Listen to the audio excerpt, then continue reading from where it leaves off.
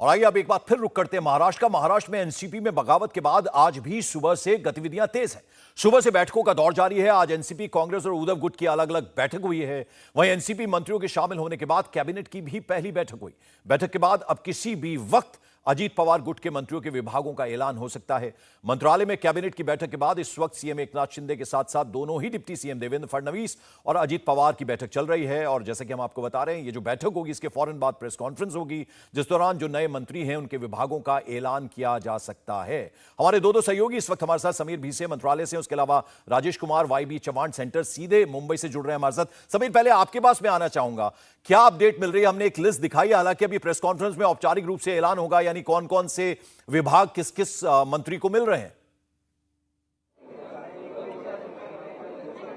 बिल्कुल, मंत्रिमंडल का विस्तार हो चुका है। 9 नई मंत्री राष्ट्रवादी कांग्रेस के जुड़ चुके हैं और इनको पोर्टफोलियो दिया जाना, विभाग दिया जाना बाकी है। थोड़ी देर पहले ही जो बैठक थी, मुख्यमंत्री, उप मुख्यमंत्री देवेंद्र फडणवीस और उप मुख्यमंत्री अजीत पवार, इनकी एक मुख्यमंत्री एकनाथ शिंदे के केबिन में ही बैठक चलती रही। तकरीबन 1 घंटे तक बैठक चली है। अब वो बैठक थोड़ी देर पहले ही ये खत्म हुई है और निश्चित रूप से जो पोर्टफोलियो है उस पर चर्चा हुई है।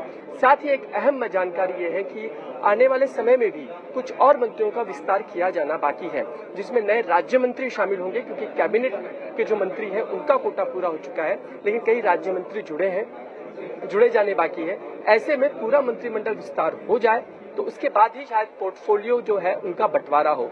कुछ जो है तनातनी का माहौल भी हम पोर्टफोलियो के बंटवारे में फिलहाल होने की जानकारी मिल रही है, क्योंकि अहम पोर्टफोलियो जो है वो राष्ट्रवादी कांग्रेस को भी चाहिए, क्योंकि उसमें जो सारे मंत्री अगर हम देख रहे हैं, सारे जो लोग हैं वो पूर्व में मंत्री रह चुके हैं और उन्हें मंत्री पद संभालने की उनके पास पहले का उनके पास अपना तजुर्बा है।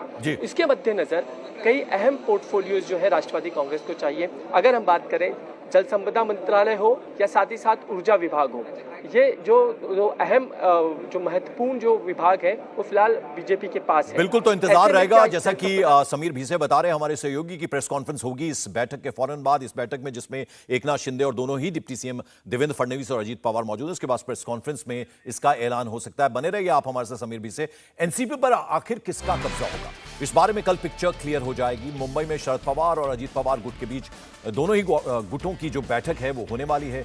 शरद पवार गुट की बैठक दोपहर 1 बजे होनी है कल, जबकि शाम 4 बजे से अजीत पवार गुट के विधायकों की बैठक होगी। इसके पहले शरद पवार ने आज वाईबी चव्हाण सेंटर में अपनी पार्टी के पदाधिकारियों के साथ बैठक की है। पवार ने इस बैठक में कल की तैयारियों का जायजा लिया है। नाना पटोले समेत कई महाराष्ट्र कांग्रेस के नेता भी वाईबी चव्हाण सेंटर जो हैं वो पहुंचे हैं। राजेश के पास सीधे चलते हैं, क्योंकि इस वक्त वाईबी चव्हाण सेंटर में ही मौजूद है। क्या अपडेट, क्या जानकारी इस वक्त राजेश आपके पास? देखिए, यहाँ पे स्थिति बड़ी हास्यास्पद है पंकज।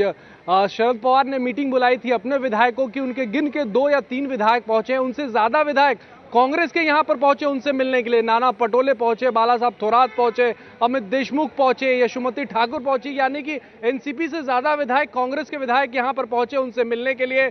एनसीपी इस वक्त अपने सबसे बुरे दौर से गुजर रही है और कांग्रेस इस बात को समझती है। यही वजह है कि कांग्रेस की तरफ से बार बार ये कहा जा रहा है, मीडिया के सामने ये कहा जा रहा है कि अब सबसे बड़ा दल महाविकास अघाड़ी की बात करें तो वो है, इसलिए विरोधी पक्ष के नेता का पद जो है अब ऑटोमेटिकली उसे मिलना चाहिए। हालांकि जब कांग्रेस के नेताओं से पूछा गया क्या शरद पवार से इस बारे में चर्चा की है, तो वो इस बात से फिलहाल इनकार कर रहे हैं। दूसरी अहम खबर वाईबी चव्हाण सेंटर से ये आ रही, जो कांग्रेस के नेता बता रहे हैं कि शरद पवार, उद्धव ठाकरे और कांग्रेस के नेता जो हैं अब पूरे महाराष्ट्र में दौरा शुरू करने वाले हैं। जी पंकज, चलिए आप नजर बनाए रखें, जैसे कोई अपडेट आएगा राजेश आपके पास लौटेंगे। समीर भीसे आप हमारे साथ जुड़े, आपका भी बहुत बहुत शुक्रिया।